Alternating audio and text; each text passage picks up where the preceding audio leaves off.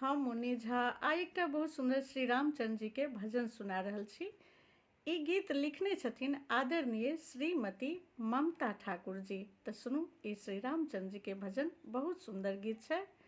राम जी चढ़िला पुष्प विमानी, चली भेला अपने धाम, चली भेला अपने धाम, केला माटी के प्रणाम, अवधपुरी में हे केलनी माटी के प्रणाम, अवधपुरी